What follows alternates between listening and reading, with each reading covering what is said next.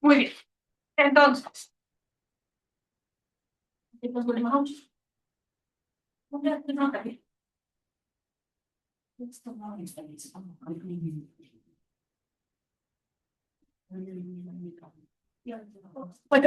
bienvenidos a nuestra segunda clase muestra del día. Como saben, el programa universitario para adultos, que está ya muy cerca de cumplir 17 años, ya en un año se nos hace mayor de edad, es un espacio creado para seguir aprendiendo, seguir desarrollando habilidades, generar amistades, y creo que además somos una familia. Y pues es un gusto verlos por aquí. Les recuerdo que el sentido de las clases nuestra es que conozcan lo que tenemos preparado para ustedes y puedan decidir la materia o materias que les interese tomar. En esta materia, que vamos a tener un límite de 25 alumnos, les pido que me contesten, que me envíen sus formatos lo antes posible.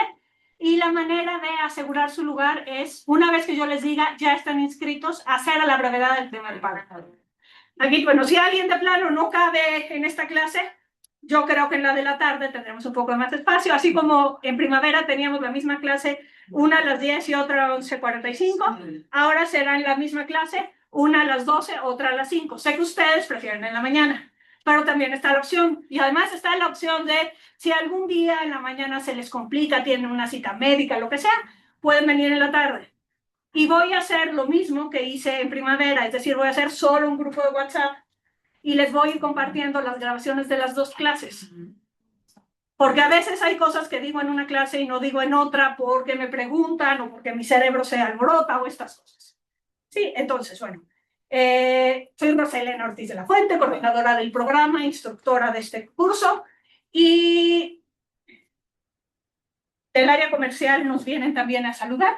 Hola, buenas tardes. En la mañana ya hubo una pequeña presentación, pero para los que no estuvieron, yo soy Carolina Pérez, líder comercial del área de educación continua. Me encuentro aquí abajo, exactamente bajo las escaleras, en caso de que quieran realizar su inscripción, los nuevos. En este caso sería conmigo. Los que ya han estado inscritos en los PUPAs anteriores sería con mi compañera Ros. E igual, si tienen alguna duda y inquietud, pues también nos podemos apoyar. En caso de que también no se encuentre mi compañera Ro, pues también nos puedo apoyar, aunque no sean nuevos. Gracias. No sé si alguien no tiene hoja de registro para que se las compre. Sí, los que no estaban más temprano, ahora se las pasamos. Y también les voy a pasar una hojita de asistencia para tener un control de quién viene a cada clase muestra. Y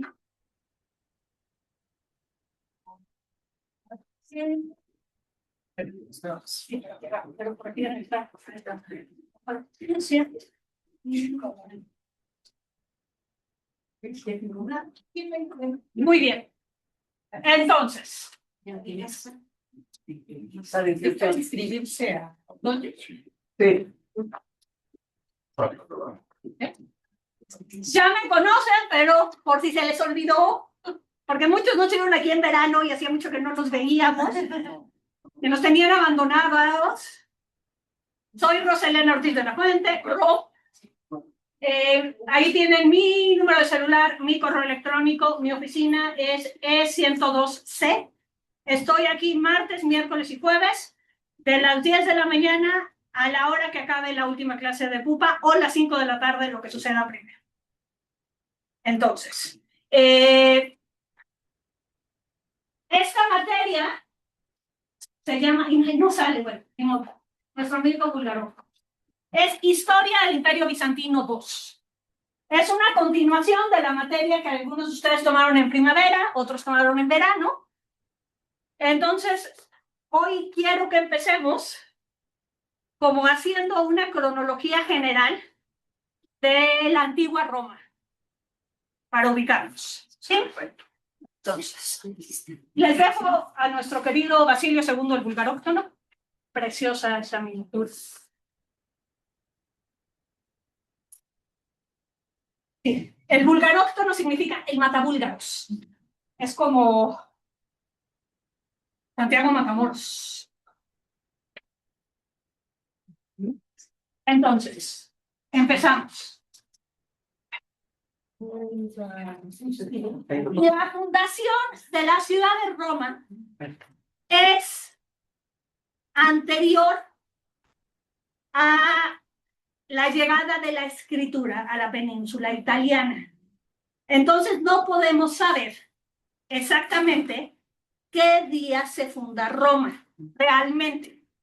Hay un día que responde al mito de Rómulo y Remo y la loba y todo esto, que sabemos que es un mito, pero este es como un día simbólico de fundación de Roma. Hola, hola, pasan. Que es el 21 de abril del año 753 antes de Cristo. Entonces, ese es el día en el que se conmemora la mítica fundación de Roma. ¿En dónde? En Roma. En Roma. Estamos hablando del lugar. Estamos hablando de la ciudad de Roma en este momento. Lo que pasa es que Roma, La que está ahorita ahí, en Italia, Roma empieza siendo una ciudad. Después se convierte en un reino que se empieza a expandir, en una república que se sigue expandiendo, después en un imperio que crece y crece y crece y crece, y eventualmente se derrumba la mitad y la mitad continúa. Y eso es justamente lo que quiero que veamos. O sea, porque si uno ve una cronología tradicional de Roma, te dice, sí, todo esto, y en el año 476 se acaba. Y no es cierto. La civilización romana, sin interrupciones, sigue hasta el año 1453. O sea, hay todavía 980 años más de historia romana que normalmente perdemos de vista.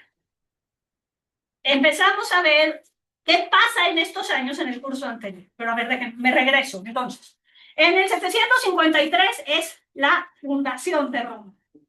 Luego, entre el año 753 y el año 509 antes de Cristo es el reino. Es la época que Roma es una monarquía.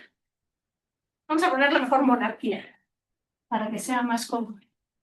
¿Y quién fue el primero? El primer rey, Remo. No, perdón, Rómulo. El primer rey fue Rómulo. Que sí existió.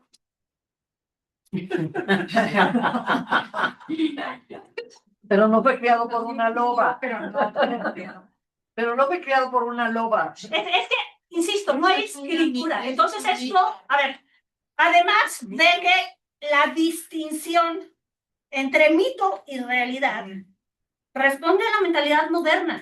A la gente del siglo III antes de Cristo, lo importante no es si existió realmente, sino qué significa su existencia o qué significa su figura para nosotros, para nuestra identidad.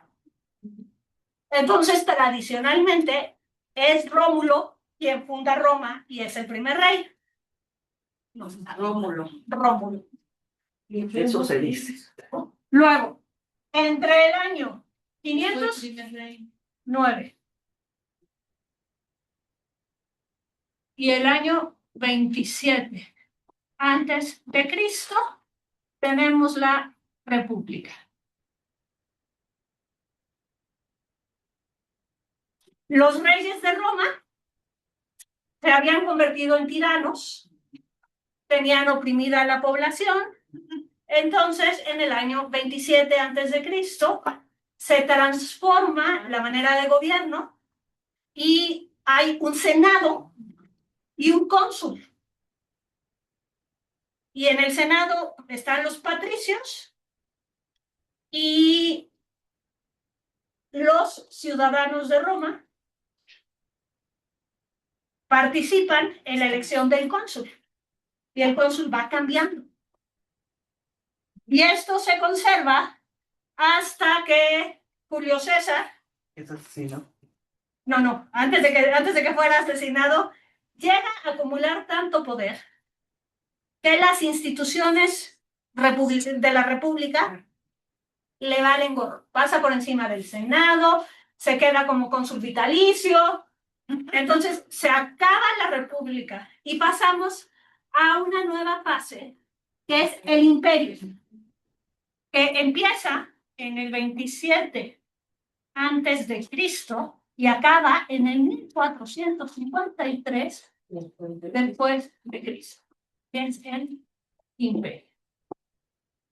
¿Y hay algún gobernante de la República? Pero, El César es el último. pero ahí, 1453 es la caída de Constantinopla. Pero sigue siendo imperio romano. O sea, todo. Sigue siendo imperio romano. Eso es un poco interesante que os quede claro. La diferencia entre la diferencia entre imperio romano e imperio bizantino es una diferencia que se inventan los historiadores del siglo XIX para decir, historiadores evidentemente europeos, que dicen lo que pasa allá en Oriente es incivilizado y raro y exótico. Entonces el imperio romano que cuenta es el de Occidente. Pero si a un habitante del imperio bizantino, tú le decías en el año 800, tú eres bizantino, ¿Qué es eso? no diría que es eso. Suponiendo que esta persona fuera un habitante de Constantinopla, podría decir, pues sí, pero decirle bizantino a un habitante de Constantinopla en el año 900 es como si hoy a un habitante de la Ciudad de México le dices, ¿eres Tenochca? Dicen, ¿Qué es eso? pues, ¿qué te digo? Podría ser que sí, Puede que sí. pero puede ser también Tlatelolca. No, O hasta azteca. Pochimeca. Azteca. No, es que azteca es el imperio. Pues panameño. Esa es la diferencia, pero no te estoy diciendo eres azteca, estoy diciendo eres Tenochca. Porque Poco. bizantino hace referencia únicamente a la ciudad de Bizancio. Uvalle. Kuwait, Xochimilco. Xochimilco, etcétera. O sea, entonces, esto es fundamental. Los bizantinos no se llamaban bizantinos, se llamaban a sí mismos romanos. Y los habitantes de Constantinopla se seguían llamando a sí mismos romanos, aunque fuera en turco, en el año 1900. Y los habitantes de Grecia, en el año 1900, no te dirían, yo soy helénico.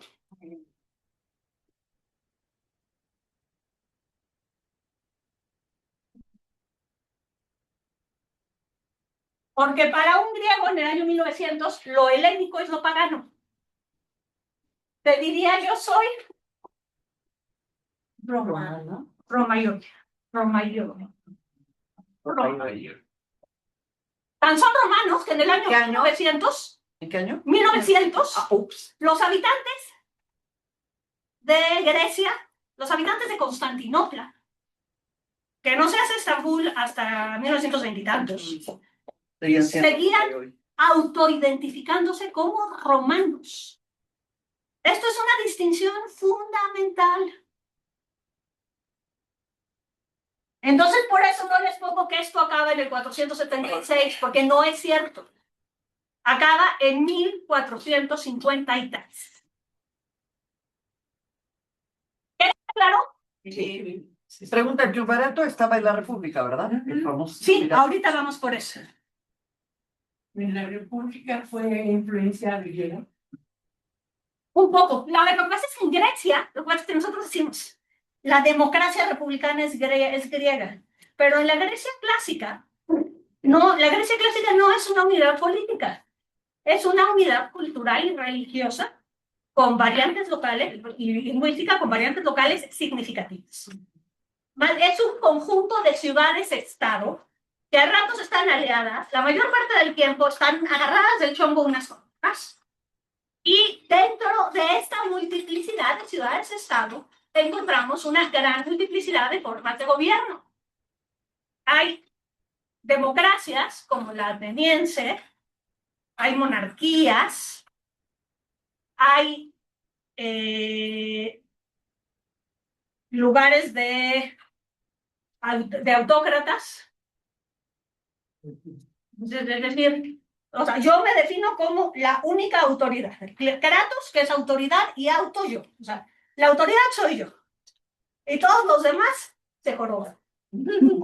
Eso pasa en mi casa. Sí. Esto no es una conspiración. La mía también. La mía. Perdón. Y Esa soy yo. hay Poniendo el marido. dictaduras militares dentro de la Grecia clásica. O sea, hay muchísimas formas de gobierno. Entonces sí hay cierta influencia. Pero además esto es bien interesante, que la república evoluciona en imperio. Y esto, ¿mande? Sí, lo estamos viendo ahora. Exactamente. Primero imperio y después república. En Roma no.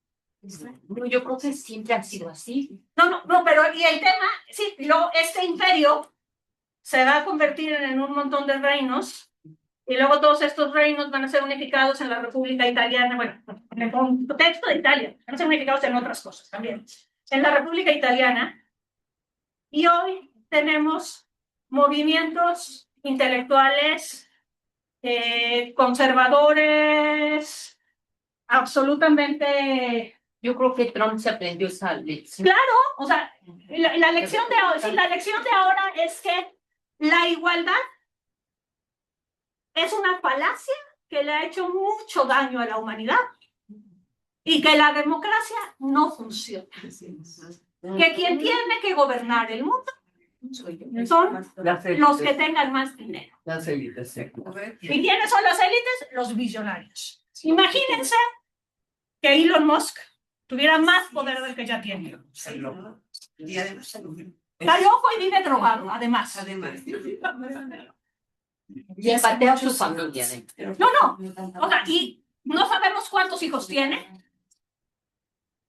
Su objetivo es tener la mayor cantidad de hijos posibles para controlar el mundo.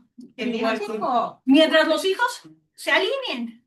Porque tiene una hija de su primer matrimonio que es transexual, es decir, era niño y ahora es mujer, y están peleados a muerte. Elon Musk no le habla a su hija. Pero bueno, ese es otro tema. El cuento de la ciudad. Pero lo que quiero que nos quede claro es que la cultura y los procesos históricos son mucho más complejos de lo que creemos. O sea, no es que una cosa ocasione otra, ocasione otra, ocasione otra. Todo es complejo. O sea, se llama complejidad. Es decir, hay un montón de elementos que intervienen. Y estos elementos hacen que una serie de cambios, una serie de acontecimientos, produzcan cambios graduales. Son pocos los cambios que se dan de la noche a la mañana. Nadie en esta vida se durmió medieval y amaneció renacentista. Es que si nos dicen la Edad Media empieza en 473 y acaba en 1492, significa que el 1 de enero de 1493 todos los europeos ya no son medievales sino renacentistas. No. Y pues por supuesto que no es cierto. todo va siendo paulatino. Sí, claro. Todo va siendo paulatino, pero sí hay algunos movimientos que simbran a la civilización. El más cercano a nosotros es sin duda la Segunda Guerra Mundial. Y además yo tengo la teoría, y no es solo mía, la comparten historiadores que saben muchísimo más que yo, que dentro de unos años, la Primera y la Segunda Guerra Mundial se van a ver como un solo conflicto. Porque al final son un solo conflicto. Acaba la parte armada de la Primera Guerra Mundial y la solución de la Primera Guerra Mundial genera la Segunda. No hubiera habido Segunda Guerra Mundial si no se hubiera terminado la Primera Guerra Mundial como se terminó. Es decir, si en el Tratado de Versalles no le hubieran impuesto estos castigos tan altos a los perdedores, a los alemanes, al Imperio Austrohúngaro, al Imperio Otomano. En la segunda también. No, pero sí, pero es que la segunda es catastrófica. La segunda me parece que nos enseñó, y a muchos no se nos ha olvidado la lección, pero a muchos ya se les olvidó, que por ese camino no llegamos más que a la bomba atómica y al exterminio. Claro. Al exterminio de la cámara de gas o el exterminio de Hiroshima y Nagasaki. Entonces ese no es el camino. Pero ya se nos olvidó y tenemos fascistas en el año de nuestro Señor 2026. Y vamos caminando derecho. Pero para atrás, derecho, pero para atrás. Sí. Sí. Y a velocidad vertiginosa. Entonces, regreso a mi cronología. El Imperio Romano alcanza su máxima extensión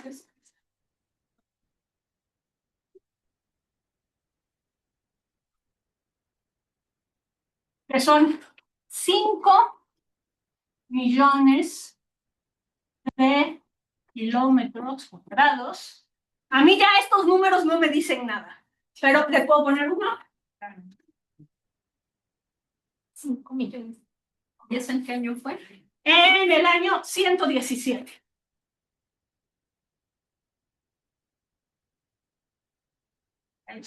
Trajano. ¿Es de los hispanos? ¿Trajano?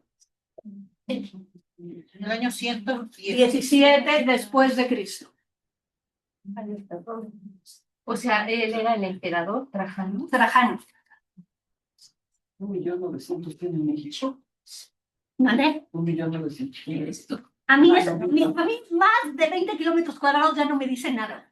O sea, mi cabeza, así como soy ubicadísima y ubicaciones, orientaciones me funcionan muy bien, o volúmenes arriba de 10,000, o sea, 100,000, o sea, ya me están hablando en japonés, nunca lo he visto. ¿Y tú sabes cuántas hectáreas tiene la Ibero, por ejemplo? No, podríamos averiguarlo. Podríamos averiguarlo, no tengo la menor idea. Está enorme. Pero los 5 millones de kilómetros ahí están. Ahí está. Esos son 5 millones de kilómetros cuadrados. Bueno, España dicen que es igual a Chihuahua, así que sí, más o menos. Y está marcado en rojo, además, los principales caminos romanos.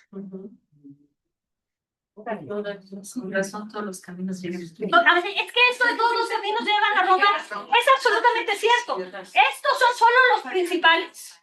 Pero toda la superficie del imperio estaba cubierta de calzadas romanas.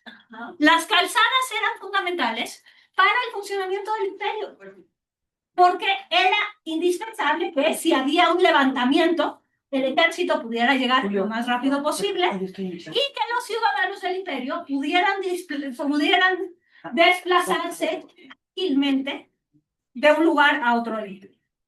Era mucho más rápido viajar de Trébéris a Constantinopla en el año 200 a en el año 1800. Tampoco no se quedaron los caminos. Sí, pero no se conserva la Pax Romana, no se mantiene la seguridad, no se mantiene la unidad, hay que pasar fronteras. Y el mantenimiento también. Sí, a ver, es que eso es muy importante. El ejército romano, en época de paz, y creo que nuestro gobierno se inspiró un poco en esto. Vamos a tomar un Pedro. Para no decir más. Mejor un mezcalito para... Todavía tengo que hacer otra clase. Tengo que volver a dar esta clase a las 5. En época de paz, el ejército romano construye y le da mantenimiento a la infraestructura. A los caminos, a los puentes, a los puertos. Otro elemento fundamental de este imperio romano es que domina absolutamente todo el Mediterráneo. Y como domina absolutamente todo el Mediterráneo, navegar el Mediterráneo era segurísimo. Ajá. No vuelve a ser así de seguro hasta el siglo XX. ¿Y quién es? No había piratas, ¿no? No había piratas. A alguien se le ocurría la piratería aquí. A los ingleses. No, Fue después, pero fue después. en 1600. Sí, sí. No en el año 200, 300. Pero los piratas iniciaron con otra era. No, aquí ya había piratería. Hay piratería en el mar de China, hay piratería, o sea, desde que hay navegación hay piratería. Claro. Ladrones siempre ha habido. Exactamente. Es. Y a donde hay mercancía, va a haber quien se la quiera robar. Es No, Eso sí, incluye humano. también el Mar Negro. El Mar Negro no, porque hay una zona que no llega a ser parte del Imperio Romano. Ah, ya. Parte de esa zona va a ser parte del Imperio Romano en la época que llamamos bizantina. O sea, el Imperio Bizantino sí va a estar muy cerca de tener el control del Mar Negro. Sí, porque es un sitio. Entonces, lleno de ríos. y esta además es la plena época de la Pax Romana. ¿Qué significa? Y esta Pax Romana es que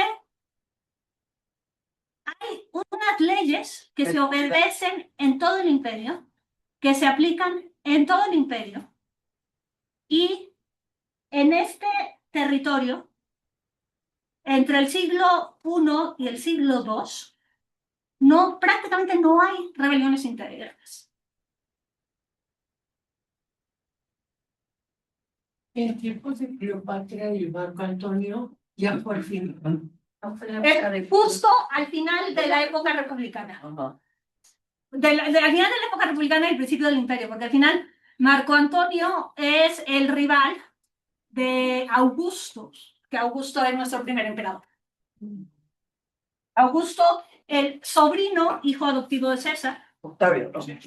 Octavio, que luego se convierte en Augusto, Octavio Augusto, es el primer emperador.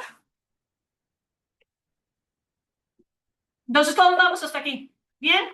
Bien, bien, bien. Ok. Luego, vamos a pasar una época que se llama la crisis del siglo III.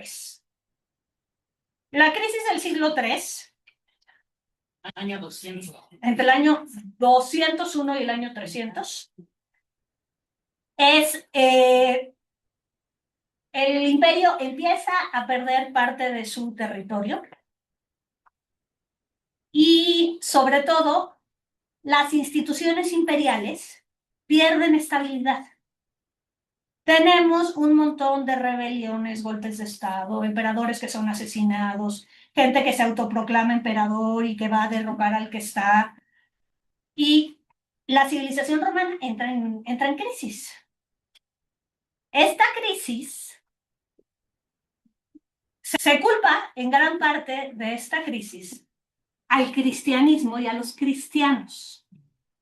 Son el chivo expiatorio.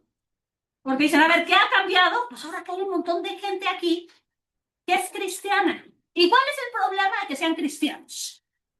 Lo he platicado en el curso pasado, pero me interesa mucho que nos quede muy claro. El Imperio Romano es absolutamente incluyente desde la perspectiva religiosa. Al irse expandiendo, encuentra nuevos dioses y dicen, vengan, bienvenidos. En nuestro panteón, en nuestro espacio para todos los dioses, caben todos los dioses.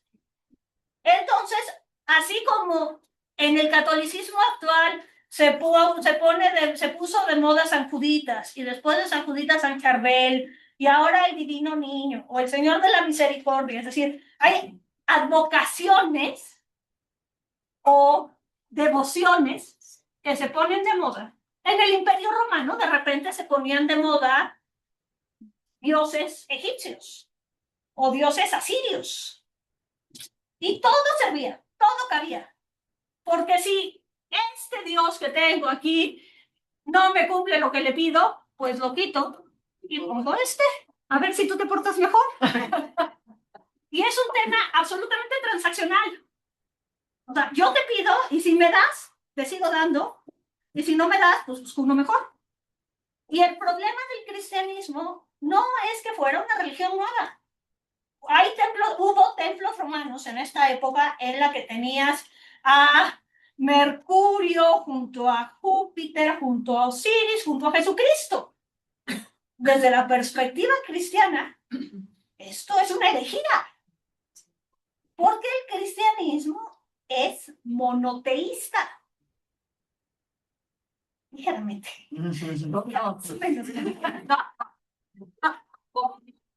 Ay, bueno. ¿Dónde estamos? No, el tema La de Virgen María. o sea, se le da la Trinidad. Ajá. Es un Dios, son tres, pero es uno, pero son tres personas distintas en un solo Dios verdadero, y es un misterio que tenemos que creer, aceptar. que no podamos entender, dice el catecismo. Sí. Pero bueno, en la cosmovisión de los primeros cristianos, solo, o sea, el Dios es el Dios de Jesucristo, el Dios de los judíos. Yahvé, no Júpiter, Mercurio, Osiris. Entonces ese es el problema de los cristianos. Porque además, desde el principio de la época imperial, como una estrategia para asegurarse la lealtad al emperador, el momento en que alguien es coronado emperador, se vuelve Dios. Es una divinidad. Y se le rinden tributos y se le hacen sacrificios a sus imágenes, como a Júpiter o a Mercurio o a En la Osiris época del imperio. del imperio. Y los cristianos decían, ni hablar, no. El primer mandamiento es, hay solo un Dios. Nuestra versión es, amarás al Señor tu Dios con todo tu corazón, con toda tu alma y con toda tu fuerza. Pero es, escucha a Israel, hay un solo Dios. Y a tu prójimo como a ti mismo. Ese es el apellido. Pero entonces, tenemos que dentro del Imperio Romano hay un número creciente de habitantes que no reconocen la divinidad del César. Y al no reconocer la divinidad del César, su autoridad disminuye. Pero La autoridad del César. Pero el César no va a decir, los mato porque no me reconocen como Dios. Dice, los mato porque no reconocen a los dioses. Casualmente yo estoy entre ellos, pero bueno, pequeño detalle. Entonces hay distintas épocas de persecución de cristianos, y la época de mayor persecución es durante la crisis del siglo III. Dime, Gaby. Oye, y antes de los cristianos, ¿cómo era la relación entre los romanos y los judíos? Nefasta. Por Pero eso, no al grado como fue en el siglo III. no, a ver, para el siglo III ya los judíos ya habían sido, o sea, el templo de Jerusalén ya había sido destruido, Ajá. y los judíos ya habían sido expulsados de Judea Ok. y se habían Ido a Sí. Europa. y se habían por todos lados. instalado Sí, por todo el imperio. Había judíos en la península ibérica, en Marruecos, en algunas partes de Italia, evidentemente. La diáspora. Exactamente, es esta diáspora. Pero fueron echados o si fueron. Fueron expulsados porque a ver, si los cristianos somos monoteístas. Los judíos son peores. Los judíos somos monoteístas de una manera muy particular. Sí. Los judíos son radicalmente monoteístas. Tan radicalmente monoteístas como más adelante será el Islam. Entonces un judío no reconoce de ninguna manera la divinidad del César ni de ninguno de los dioses. Y además es una afrenta que en Jerusalén se construyan templos a estos dioses. Cuando ahí está el templo de Salomón, que es el lugar al que tienen que ir todos los judíos a hacer sacrificios. ¿Sacrificios humanos? No, Porque sí. humanos jamás, No. animales. Está absolutamente explicado en las leyes en la Biblia. O sea, en qué ocasiones se hacen sacrificios, qué animales, los sacrificios solo los puede hacer el sumo sacerdote. ¿Ese es Deuteronomio? Es parte del Deuteronomio. Pero la gente, yo llevo a presentar a mi hijo, entonces tengo que llevar 2 bueyes. Pero si soy muy pobre, llevo 2 palomas. Ah, O sea, y todo esto estaba perfectamente estructurado. Y toda la cosmovisión de los judíos gira en torno al templo de Jerusalén. Oye, pero sí, por ahí hay unas de los judíos donde llevan al niño casi a sacrificar y a la mera hora van. No, pero es que eso es el principio, Eso sí sabe. ese es el principio de la alianza y Sí. todavía no son el pueblo elegido, van a ser pueblo elegido a partir de ese momento. Entonces antes, A partir de ese pero antes momento. de eso sí. Y viste el mosaico en Ravenna, hay un mosaico en Ravenna precioso en el que está saliendo la mano de Dios para detener a Abraham. ¿Y quién dice que es el pueblo elegido? Ellos. Ah, bueno. Ellos. Claro. ellos. Sí, a ver, evidentemente, ¿quién le dijo a los gringos que ellos son los jefes del universo? Así es. Ellos. No, y pero No todas le las dijo a Hitler que Pero ellos si son la Hitler raza está en perfecta. Él y sus amigos. Es migrante. Entonces nosotros también podemos decir que los no lo. Por supuesto, lo dijimos, por eso, a ver, por eso se construye en el México postrevolucionario todo este discurso de la raza de bronce y el mestizaje y el muralismo mexicano es una exaltación de esta identidad mestiza. Evidentemente todos lo hacemos. Si no nos creemos superiores y distintos a los demás, no habría guerras. Claro. No, incluso en una familia, ¿no? Somos Exacto. los González. No, porque soy tu madre. Ah, Sí, eso siempre se dice. En memoria de mi adorado padre, jamás me dijo eso. Jamás me dijo eso. Entonces, con los judíos, por eso se hace la diáspora, por eso destruyen el templo. Y la destrucción del templo no es menor, porque los judíos tienen, no me acuerdo el número exacto, pero pongan ustedes 538 mandamientos. Y de esos 538 mandamientos, 200 tienen que ver con el templo. Y si ya no hay templo, O sea, no hay nada. ¿cómo lo hacemos? Y es El templo era un lugar físico. edificio físico. ¿Y quién se lo destruyó? Los romanos. Entonces, el judaísmo se convierte, se transforma y aparece el judaísmo como lo entendemos actualmente, que ya no puedo cumplir al pie de la letra lo que está en las escrituras, porque ya no hay templo, ya se rompió toda esta genealogía sacerdotal. Pero, No tiene, pero tiene su muro de los Sí, lamentos. porque es lo que queda del templo. Por eso porque es lo que queda del templo. Por eso ya no hay sacrificios. Pero ya no se pueden sacrificar animales, porque los animales solo se sacrifican en el templo. Y si ya no hay templo, Bueno, y si ya no hay sumo sacerdote, ¿quién los da? Entonces es cuando aparece el judaísmo rabínico, que es el que tenemos ahora, que los rabinos son maestros que lo que hacen es interpretar las escrituras y generar, o sea, bueno, ¿de qué manera se puede seguir siendo un judío fiel, el pueblo elegido, la raza y la tierra prometida, si ya no hay templo, si ya no hay sumo sacerdote, si ya no hay religión? Pero bueno, esa es otra historia. Entonces, el Imperio Romano tiene un gran problema con los judíos por eso. Pero en esa época empezó los judíos a tener diferentes formas de Claro, hay distintas maneras de ser judío.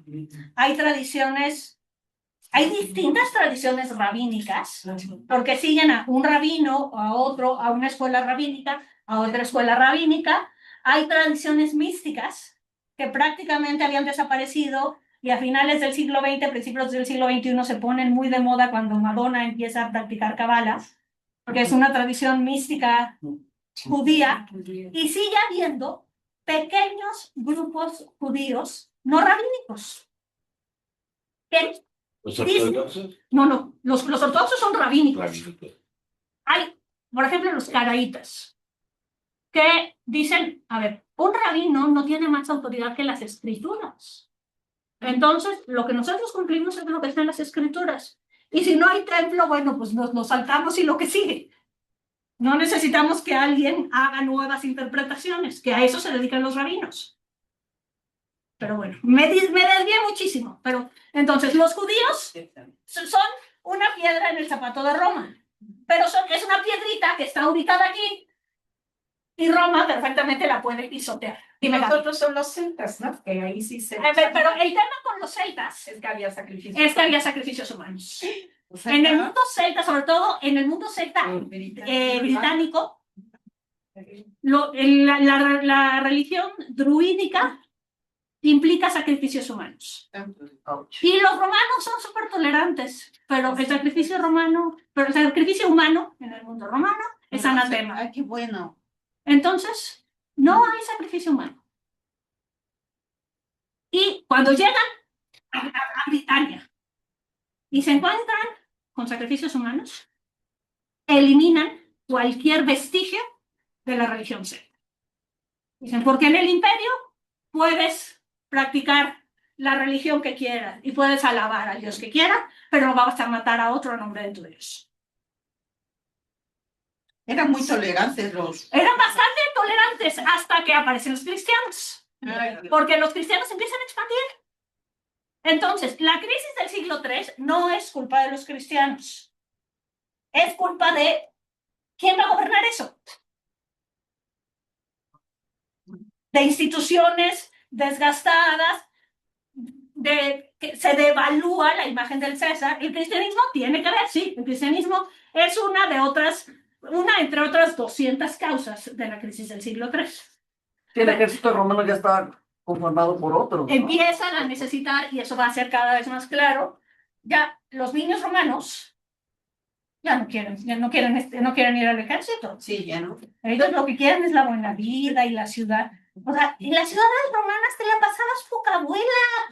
Las ciudades están perfectamente construidas, las calles con piedra, no hay terracería, hay drenaje, Hay hay agua. baños a los que te puedes ir a bañar en agua caliente, en agua tibia, en agua helada, hay puestos de comida rápida. Entonces tú llegas a los baños, te bañas y sales y pides tu carne picadita en un pan y tu vino y ya te vas a tu casa, ya te bañaste, ya cenaste y llegas a tu casa y te duermes. Porque sufrir como soldado, claro. En el norte hay calefacción. En las casas pasa por abajo del piso de las casas tuberías de agua caliente. No vuelve a haber calefacción en esta zona hasta el siglo XX. Entonces, evidentemente, en el mundo romano se vivía poca abuela. Bueno, los barcos. Y un niño romano de buena familia, no me voy a meter en el ejército. A acampar, a exponer mi A morir de hambre. bien, muchas gracias. A ver si me matan una comida. Entonces, cuando los romanos ya no quieren ser soldados, es justo el momento en que el ejército necesita más soldados. Entonces empiezan a meter ahí. Primero, Caracalla lo que tiene que hacer es ampliar el concepto de romano. Ya no van a ser romanos solo los descendientes de estas familias que vivían en la Roma, en el reino de Roma o en la República Romana, sino van a ser romanos, van a ser ciudadanos romanos, todos los habitantes del imperio, que reconozcan la autoridad del César, que paguen impuestos y que sean varones libres. No mujeres, no esclavos.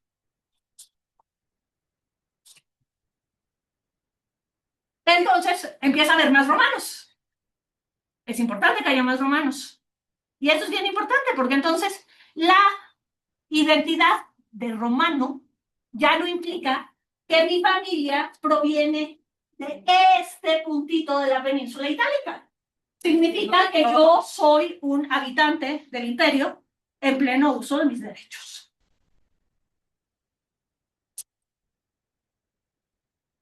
Armenia era. Hasta Armenia, sí. Siria. Asiria. Asiria. Sí. No, pero Siria también está ahí. Siria también. Esta es Asiria y esta es Siria. Son distintas. Ok. Por eso los de origen español. Por eso tenemos un montón de emperadores romanos que nacen en la península ibérica. Son hispanos romanos. Pero son romanos. Oye, Rus, y otra pregunta. Bueno, en la crisis del siglo III, me imagino que también se fueron expandiendo los cristianos. ¿Cuáles fueron las razones para que la gente dijera que quiero convertirme en cristiana? Porque pues, finalmente terminaron convirtiéndose Constantino. todo el imperio. Se convierte todo el imperio al final por decreto. Pero, Por convirtiéndose. Los milagros. bueno, a ver, ¿Por Constantino? tiene por Constantino y por Teodosio. Ajá. A ver, la expansión del cristianismo depende de qué lado lo veas. De los dos. Cuando uno es cristiano, dice, "No, es la verdadera religión". La única. No. Pero yo creo que es más bien una religión sencilla, originalmente. No tienes que saberte 800 dioses, qué se le pide a cada uno, de qué forma, qué hora, qué sacrificio quiere. Es una religión esencialmente pacífica. Y en los primeros años es una religión esencialmente igualitaria, el cristianismo. En los primeros años. Las primeras comunidades cristianas realmente vivían como dicen en los Hechos de los Apóstoles. Ponían todo en común. Compartían. Todo era de todos y era una comunidad pequeña que se conocían entre sí y sabían las necesidades de cada quien. Un socialismo bonito. Un microsocialismo.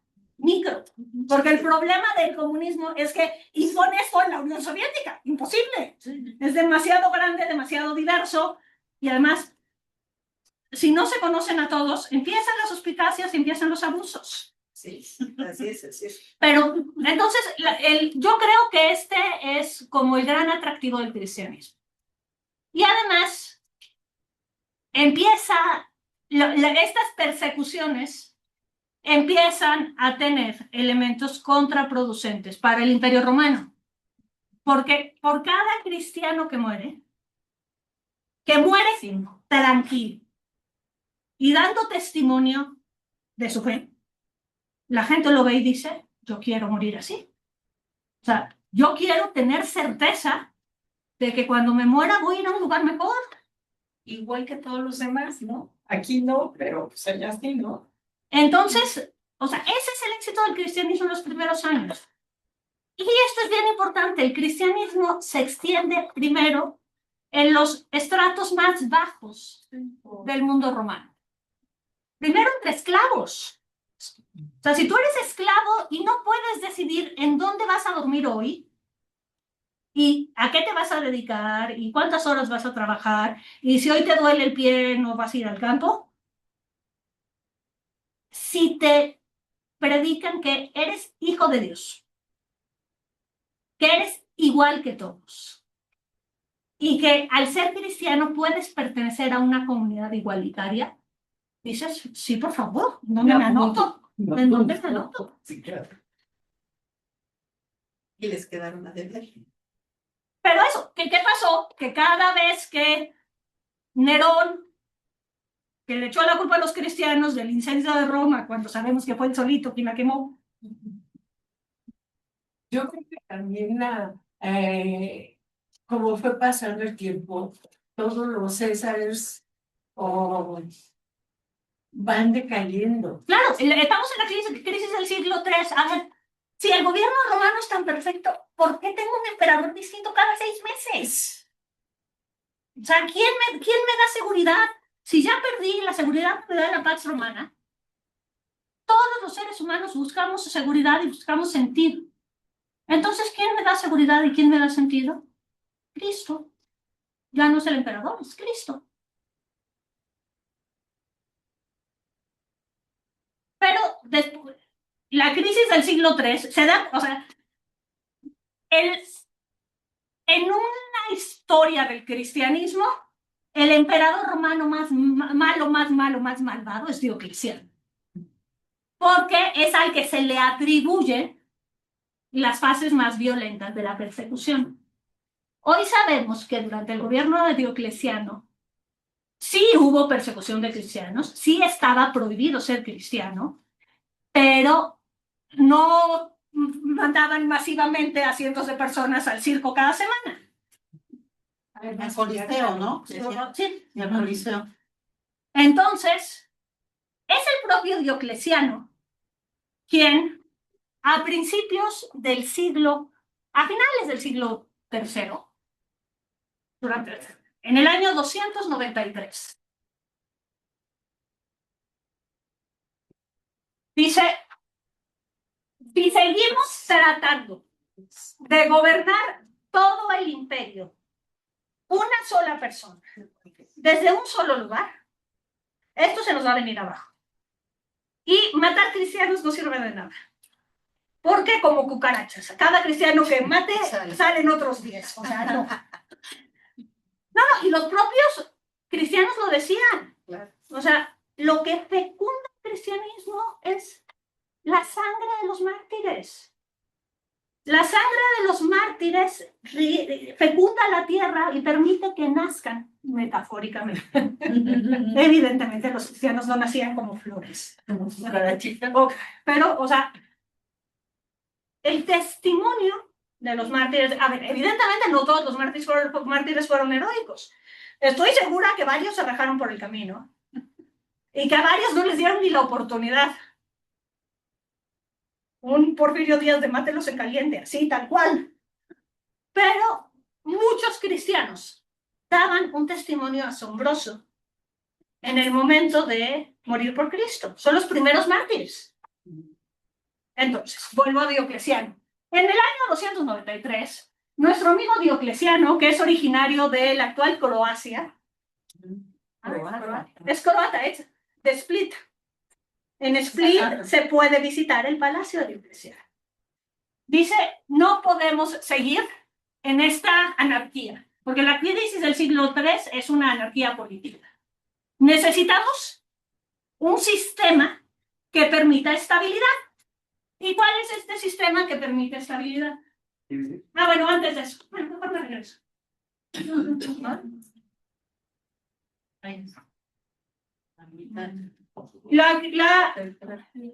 Lo que permite estabilidad es imposible en un territorio tan grande que haya solo una persona que sea la máxima autoridad. Entonces divide el imperio primero a la mitad. Y el otro problema del imperio es la sucesión. Cuando se muere o matan a un César, se hace una matazón loca para ver quién es el que sigue. Entonces Diocleciano dice, si en vida del emperador queda claro quién es el que sigue, y el que sigue empieza a gobernar, para que ya sepa, y cuando sea la máxima autoridad no empiece a aprender, hace esta estructura política que se llama la tetrarquía, que es el gobierno de 4. En cada, primero parte el imperio a la mitad, en Oriente y Occidente, y de cada lado va a haber un emperador principal que se va a llamar Augusto, que usa el título de Augusto, de los Césares. Y luego va a haber un viceemperador o subemperador o emperador en entrenamiento que se va a llamar César.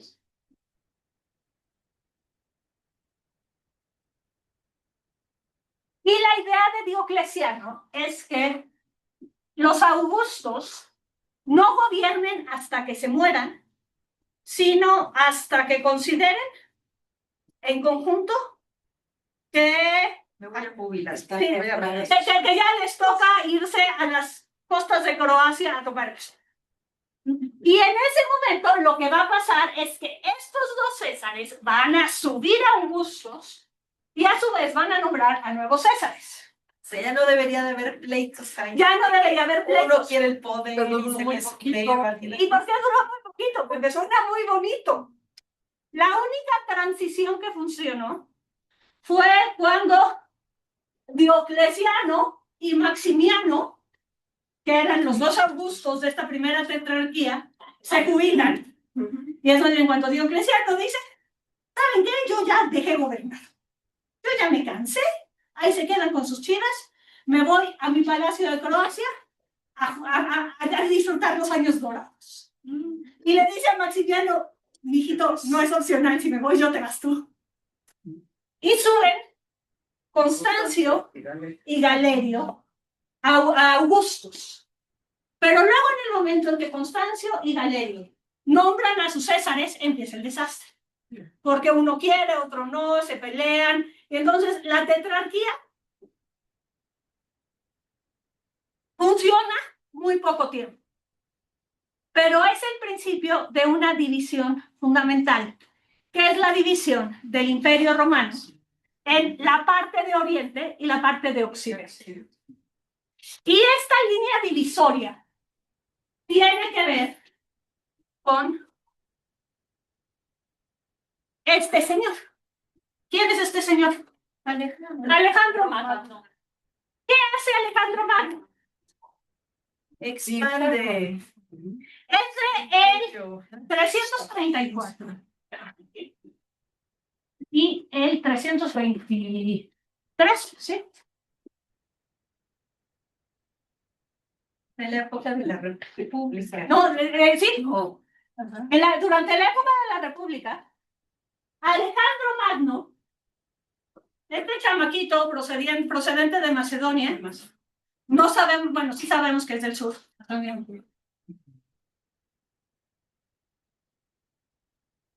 Conquista todo este territorio. Lo conquista en 9 años. Y aunque el imperio, Todo lo que está de rojo. todo lo que está de rojo, aunque el imperio de Alejandro dura muy poco tiempo, lo que queda como herencia de largo plazo del imperio de Maximiliano, del imperio de Alejandro, es que todo este territorio se heleniza.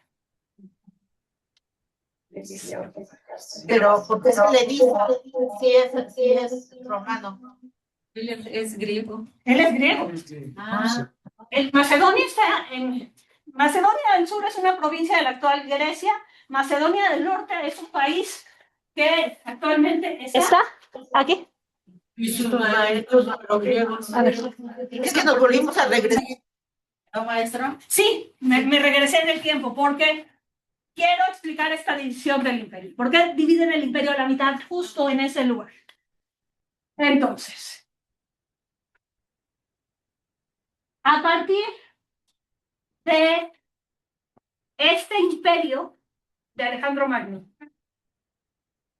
que cuando muere Alejandro Magno, se lo van a dividir sus generales, se pierde la unidad. Pero lo que tienen en común todos sus generales es que son macedonios.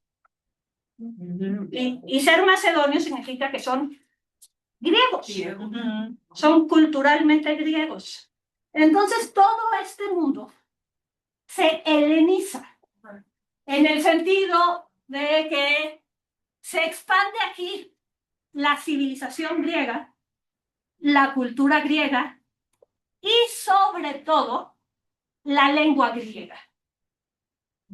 El griego se convierte en la lengua franca de todo este territorio.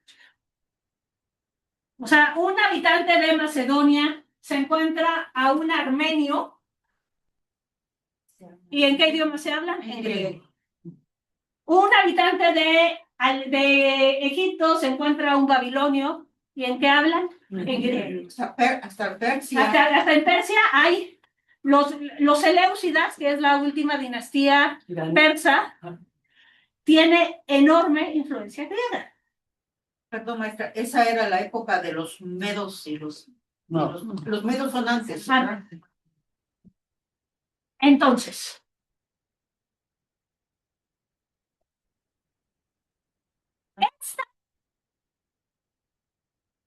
comunidad cultural, que es el mundo helenista, es muy cómoda para el Imperio Romano. El Imperio Romano, al conquistar nuevos territorios, impone el latín. Pero en toda esta zona no se desgastan en enseñarle a todos latín. Ya hablan griego y se entienden. Jesucristo debe haber hablado un griego, aunque fuera un griego básico. ¿Por qué? Porque nace aquí. Hablaba arameo al haber sido un judío ilustrado como todos los hombres de su época, hebreo, que es la lengua culta, el arameo era la lengua de todos los días, y hablaba griego para, o sea, Pilatos, cuando platica con Cristo en el momento anterior a la crucifixión, esta conversación no es en latín, y no hay un traductor, son Pilatos y Jesús hablando en griego. Por eso el Nuevo Testamento se escribe en griego, no en latín. Los evangelios, los hechos de los apóstoles, las epístolas y el Apocalipsis se escriben en griego, porque se escriben en este mundo. Y además, en el momento en que se escriben, ya tienen claro que pueden seguir a Jesucristo no solo judíos, sino cualquier persona. Entonces, como es para cualquier persona, no lo vamos a escribir en hebreo, lo vamos a escribir en griego. Cualquiera de la cultura helénica. Exacto. Entonces, cuando se ven en la necesidad de dividir el imperio, esta es una división natural. Tenemos la zona latina y la zona griega. Y hay un territorio en los Balcanes que siempre han sido problemáticos y lo siguen siendo hasta el día de hoy, que están en el límite. Entonces, en un pueblo hablan griego, en el de punto hablan latín. Los Balcanes. Los Balcanes es al norte de Macedonia. Todo esto son los Balcanes. La antigua Yugoslavia. ¿Checoslovaquia? No, ya no. La antigua Yugoslavia y más al sur. Albania. La antigua Yugoslavia y Albania son los Balcanes. Un poquito de Bulgaria, el norte de Grecia. ¿Pero por qué siempre han sido zona de conflicto? Por el paso. Porque siempre han sido zona de frontera. Para la zona de Asia. Es la frontera entre el mundo helénico y el mundo romano. La zona. Entre el mundo helénico y el mundo latino. Son la frontera entre los católicos y los ortodoxos. Entre el Imperio Otomano y el Imperio Austrohúngaro. Siempre. O el Imperio Otomano y el Sacro Imperio O sea, Romano. porque es una zona límite como muy geográfica. Es una zona límite con muchas montañas, con una diversidad cultural interesante. O sea, hay una variedad lingüística que la había en todos lados, pero en este territorio, en la antigua Yugoslavia, se conserva. O sea, y cada uno tiene su propia lengua. Pero todas estas lenguas son súper parecidas. Es como si sientas a un gallego y a un portugués y a un español. No son iguales. No son iguales, pero se entienden un montón. O sea, a mí me dan un poema en portugués. Jamás en mi vida he estudiado portugués. Pero si me dan un poema en portugués, entiendo el 60-70%. Sí, Francés. pero el francés, si me dan y lo leo, lo entiendo muy bien. Si lo oigo, tengo que haber aprendido francés para entenderlo porque se pronuncia muy distinto. El italiano, lo entiendes muchísimo. Sí. Ahora que estuve en Italia con mis sobrinos, estaban emocionados de, madrina, ya hablamos italiano. No, mi niño, no hablan italiano, eso creen.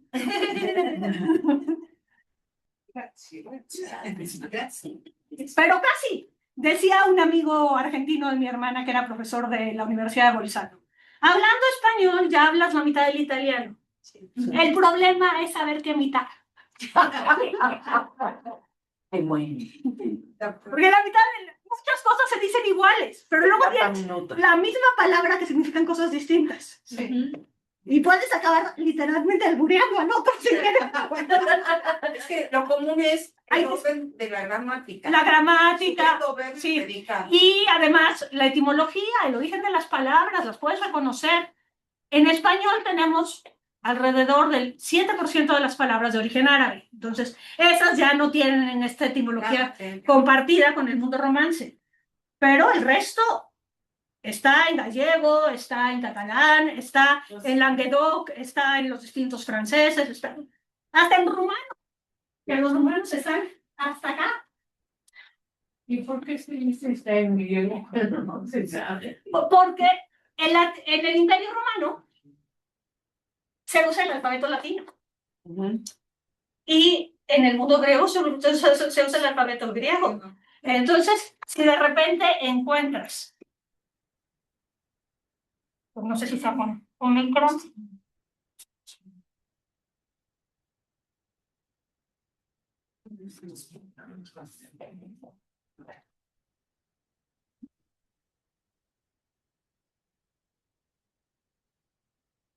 en griego, Ahora sí está en griego. Constantino. O podríamos ver Constantino. Es que la vamos a Constantino.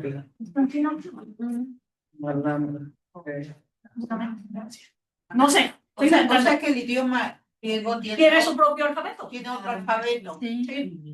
por eso es que nos enseñan. Por eso está en griego.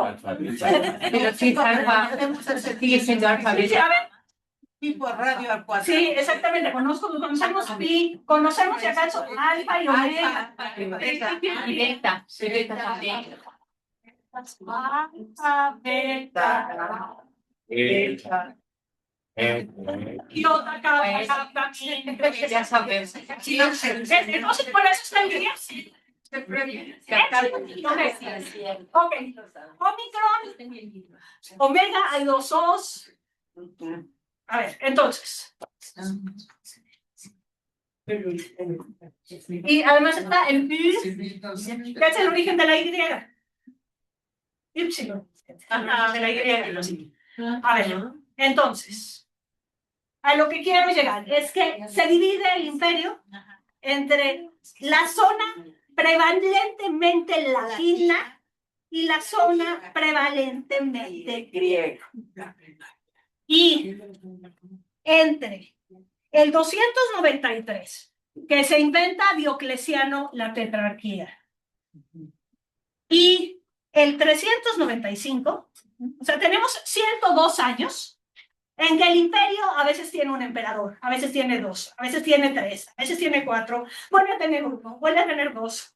Entonces tenemos 100 años en que el imperio no es estable, en el sentido territorialmente. O sea, sí es este mundo romano, pero está dividido en dos, o está dividido en tres, o está dividido en cuatro, y luego entre los cuatro se pelean entre sí.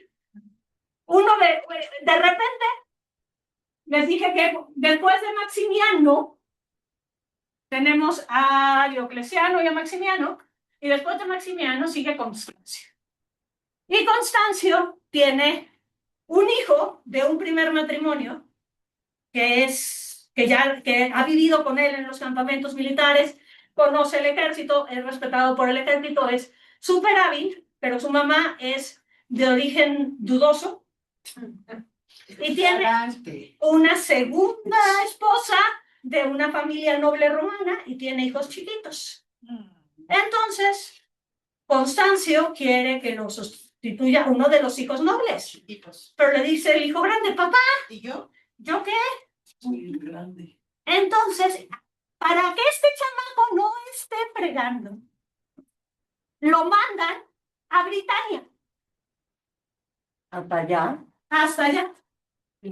Para ver si por ahí se desaparece, ¿no? Sí, lo mandan a Britania, es más, Allá. al norte de Britania. Hasta acá. Hasta allá. Hasta allá.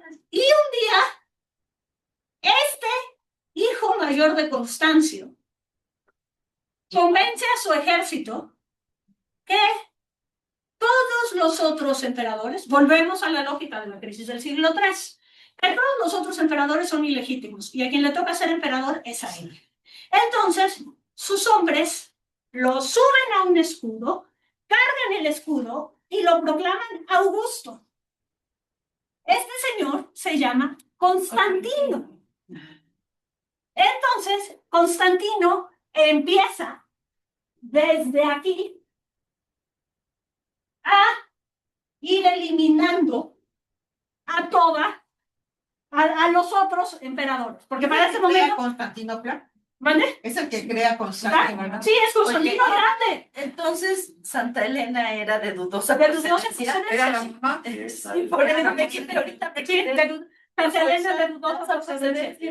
Y pero Eso decía. Tarsi, el que sea de dudosa procedencia explica que sea cristiana. Claro. Ajá. Si hubiera sido de una familia noble romana, en ese momento no hubiera sido cristiana. Soy sociable. ¿Por qué? Escocia, ¿por qué nunca fue conquistada por los romanos? Porque no lo lograron. No los conocen. No lo lograron. No entras. No, a ver, entraron Pero es que es y no regresaron. Claro. Por eso Porque dijo que tiene en que llevar. Escocia, una vida licenciosa. tanto los escotis como los pictos, que eran las dos grandes tribus que vivían en Escocia en ese Y momento, llega a ser santo. sí, por eso, recontra salvajes. Sí. Y además los pictos se llaman pictos porque se encueraban, se pintaban de azul y así salían a la guerra. Con el pinche frío que hace en Escocia. Los pitufos. Entonces, Posiblemente. entonces, era gente forjada en territorio difícil. Y los romanos se ven forzados a hacer lo mismo que pasa en todo este territorio con las fronteras naturales, que son el río Rin y el río Danubio. Y es decir, hasta aquí. Y como ahí no hay un río, construyen el muro de Adriano, que tampoco es muy El alto, muro de No, porque ya lo desmontaron. pero era más alto, era más ancho y es más fácil de vigilar. Es más fácil de vivir. Porque aquí, si veo que alguien a 100 metros empieza a tratar de brincar el muro, me da tiempo de llegar y cortarle la cabeza. Si va corriendo, lo tengo que corretear y a ver quién corre más rápido, y los pintos eran re salvajes. La madre de Constantino es la que fue a traer la cruz allá. Sí, Él fue muy amado, Constantino. Sí, claro. A ver, entonces, acabo con Constantino, logré menos de lo esperado, pero creo que nos estamos muy limitados en tiempo y espacio. Entonces, Constantino empieza a avanzar. Esta madre de dudosa procedencia Era sociable la cuenta la leyenda Pero ¿por qué dices tú? O sea, porque no. A ver, nada más porque no era cristiana. no. Al contrario, era cristiano. Porque No. a ver, el punto es que no lo podemos saber con certeza, porque después es Santa Elena. Entonces todas las cosas tremendas que se dicen de la juventud de Santa Elena van desapareciendo de la historiografía. Lo que es claro es que no sabemos dónde nació. Primer punto, o sea, sabemos que fue en algún punto de los Balcanes. ¿Pero en dónde? ¿Quién sabe? ¿Quiénes fueron sus papás? No lo sabemos. De Constancio podemos hacer toda su genealogía. ¿Es hija legítima? ¿Es hija ilegítima? Pero no, perdón, la esposa. De hecho, esto está demasiado claro. Era, digamos, la pareja de Constancio. No hay acta de matrimonio. Pero, exactamente, pero ¿era su esposa o era su concubina? Y ya que se Y porque ella viva se quiso casar con otra. clásico. Posiblemente porque era cristiana. ¿Y saben? Tienes toda la razón. Porque así no nosotros. Que no está risa, mirujos, pues. Bueno, a ver, Bueno, pero hay que manchar el nombre de Santa Elena, bueno, pues. no, más bien hay que blanquear el nombre. Ah, ya. Hay que blanquear el nombre de Santa Elena y después hay que blanquear El origen de la todo eso. persona de Constantino. Porque entonces Constantino va avanzando, además cuenta la leyenda que Santa Elena era muy buena, una mujer abnegada, que lloraba amargamente por la conversión de su hijo, que era un rebelde. Como Santa Como Mónica, Santa pues. Mónica, total está. Entonces, Aparece la Constantino es súper inteligente. Súper inteligente. Entonces, de entrada, en ningún momento persigue cristianos. En ningún momento persigue cristianos. No, pues primero se tenía que hacer Que de todo primero se tenía que echar a su mamá. No, todo se tenía que hacer de todo el Claro, y se da cuenta que hay tantos cristianos. Y sobre todo que la estructura del cristianismo ya abarca todo el imperio. Ya hay cristianos en todo el imperio. Ya mejor los adopto. No solo los adopto. Tienes una idea genial. O sea, en serio era un hombre brillante. La verdad es que Hijo de su madre, con debido respeto a mi patrona Santa Elena. tan creativo, tan De dudosa audaz. procedencia. O sea, se lo debe a Santa Elena. Sí, sí, a ver, porque Teodora no es dudosa. Directamente Teodora del Burdel, ya lo sabemos. Sí, Esa sí no es esa es segura. Teodosia se Pepe y yo Teodora. Teodora. Entonces, Teodosia y Teodosio. Cristiano y Teodora, y luego está Teodosio. Bueno, entonces, Constantino empieza a avanzar, empieza a conquistar territorio.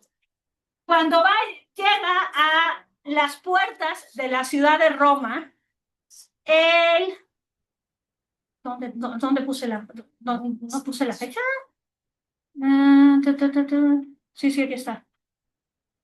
No la puse. Bueno, no importa. Se la doy después. La batalla del Puente Milvio. La batalla Milvio. Ajá, ¿qué dice la fecha?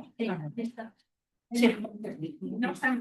Bueno, llega a las puertas de Roma con un ejército relativamente pequeño, porque vienen desde York. O sea, el lugar en que Constantino, su ejército lo proclama Augusto, es en el actual York, en el norte de Inglaterra. Entonces, 312. ¿qué día? 5 de mayo, ¿no? 7 de mayo. 312. Octubre, mayo. Sé que es 300. Ah, bueno. 28 de octubre de 300. El 28, es que esta fecha es importantísima, simbólicamente. El 28 de octubre, el 27 de octubre del 312, es decir, la víspera, llega Constantino con su ejército y acampa junto al puente Milvio. El puente Milvio es un puente que pasa encima de un río del Tíber para entrar a Roma. Entonces, acampa y prepara a su ejército para la batalla. 312. Y el 28 de octubre del 312, y con esto acabamos, ni siquiera nos va a dar tiempo de acabar Constantino. El 28 de octubre del 312, miren, una 29, me queda un minuto. Constantino, contra todo pronóstico, con un ejército mucho más chiquito, entra a Roma y vence al emperador. El emperador se acaba En el 312. en el 312. Se dice, pero esto se asienta en documentos 15, 20 años después, no en ese momento, que esa noche, Constantino, la noche del 27 al 28 de octubre del 312, Ya es después del sí, Constantino tiene un sueño. Y en este sueño se le aparece un ángel con una cruz en la mano y le dice en latín, in hoc signo vinces, con este signo vencerás. Entonces a la mañana siguiente Constantino se levanta tempranísimo y antes de empezar la batalla manda a que todo su ejército ponga en sus estandartes y en sus escudos el signo que le enseña el ángel, que no es propiamente la cruz, sino el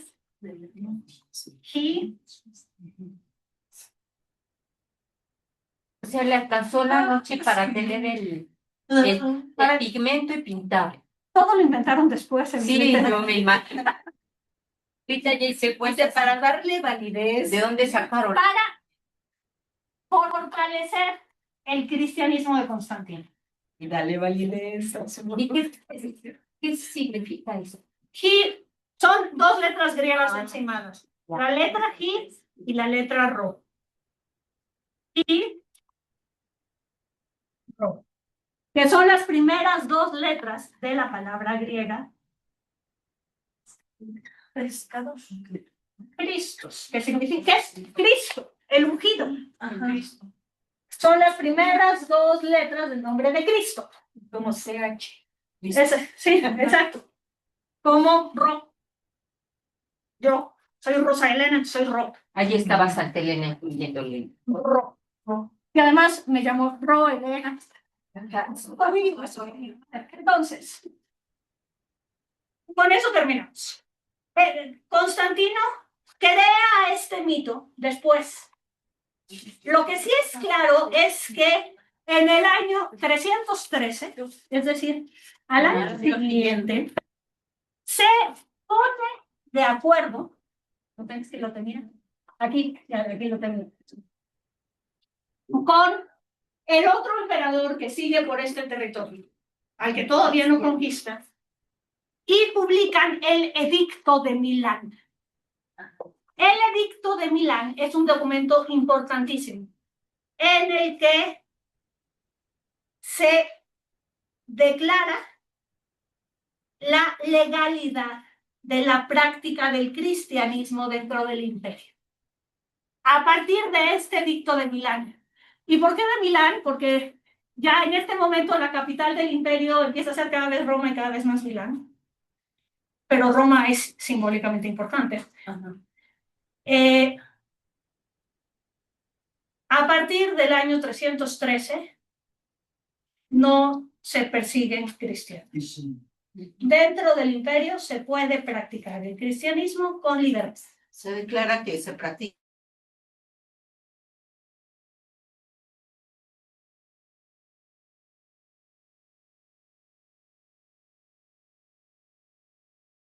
Que una de las causas de esta tremenda crisis del siglo III es la corrupción de administradores locales.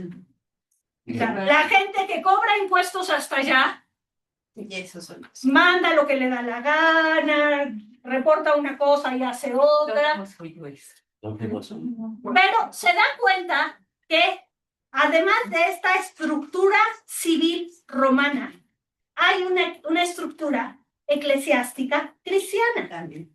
Y dentro de todo el imperio hay obispos que son cristianos y al ser cristianos son honestos. En el año 302. Entonces, pero dice la historia que eran honestos. Constantino empieza a usar la estructura existente de la protoiglesia cristiana para la administración de los dineros del imperio. Y ahí empieza. Y ahí Pero bueno, seguimos con la próxima clase. Les recuerdo que en la próxima clase es dentro de 15 días. Quienes quieran tomar esta clase, entréguenme su formato de una vez o mándenmelo antes del próximo miércoles. Y yo me acuerdo que la canción sería como en septiembre ya. sí, el 8, 9 Va a ser más. Sí, 8 de sí, claro. Sí, por supuesto. Por supuesto. Muy bien. Entonces, antes de irnos, dudas, comentarios. ¿Estamos bien? ¿Nos entendemos? Sí, estamos repasando. Estamos repasando y la próxima clase regresamos a aquí somos dos de la nuestro mañana. maravilloso tema que es la iconoclasia. Ahí nos quedamos. Ahí nos quedamos. Con Irene. Vientos huracanes. Exactamente. Y conseguir, por favor. Me pasan esto. Pero había que. Le dije a mi hermana. Nada más en Alemania.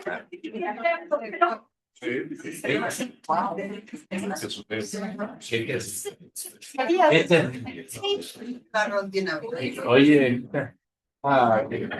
salúdame a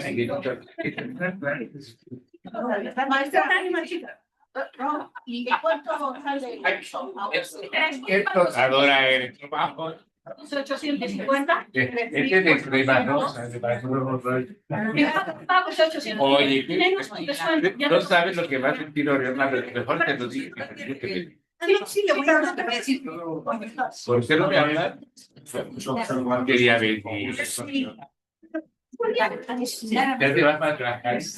No, voy a. Mi amiga.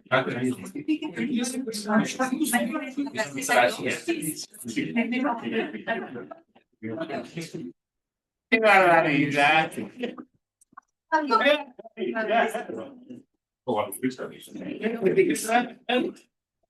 Pero ahorita me llega y ya está nada.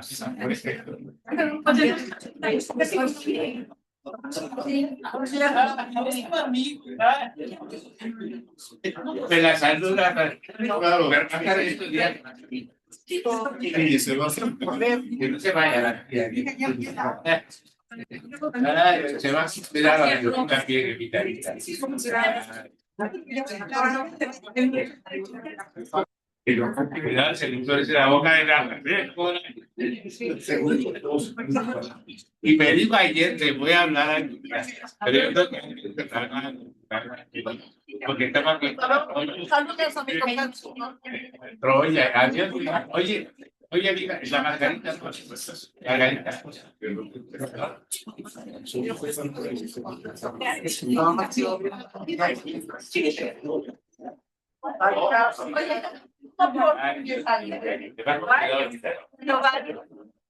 Gracias. Vamos caminando. Qué barbaridad. Qué escándalo. Adiós. Chao, chao. A mi amigo. Por favor. Trátalo. Es por si quieres comprar una beca o Ahora es lindo. Sí, sí, todo. Es un trabajo. Así,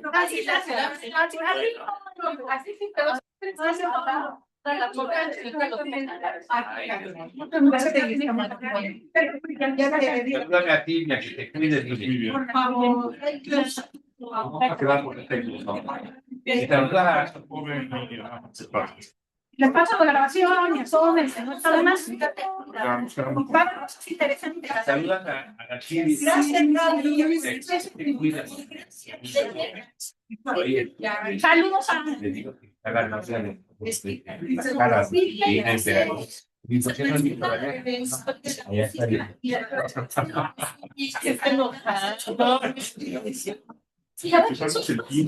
Claro, los abruma. Los abruma. Para mujeres a los hombres.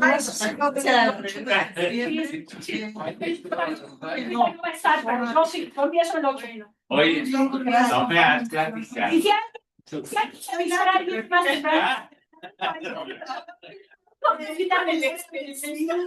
Hasta luego. Me encanta tu forma de Pero todo lo Es la única forma que tengo de hacer las cosas. Bueno, ¿cómo estás? voy a comprarlo. Tú también. Y una vez. Bueno, oye. Y luego, la próxima clase te presto para que veas. La puerta 3.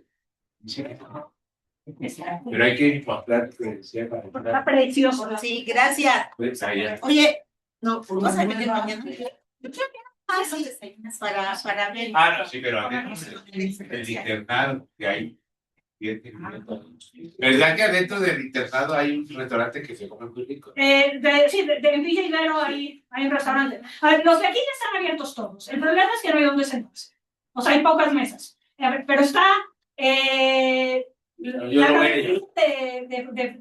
que nunca me acuerdo cómo se llama, siempre le quiero decir Alfonsina y no se llama Alfonsina, que está ahí entrando a la biblioteca. Frente al IDIT hay una de ensaladas que está muy rico, ahí en un como carrito. No está Dominica, sino Ah, no, eso, Dominica, ¿ves? Yo siempre le cambio el nombre y no me lo aprendo. Dominica, el de ensaladas y dentro de Villa se come rico. Oye, el estacionamiento 4, ¿por dónde queda? En el Niño Poblano. O sea, Entra por el niño poblano. vienes por el bulevar del Niño Poblano, pasas enfrente del... ¿De qué lado llegas? ¿Dónde ¿De llegas? qué lado? Ah, perfecto. En cuanto llegas, te pegas a la lateral. Pasas el Hospital del Niño Poblano. Sí. Después del Hospital del Niño Poblano está el Jardín de la Niñez. Y luego, en donde termina el Jardín de la Niñez, ahí está la puerta. Donde está el restaurante pidió. Sí, está mi viejo café. Y adelantito está la entrada. Y desde ahí me vengo caminando. Sí, sí. Y tomas el edificio y lo caminas todo.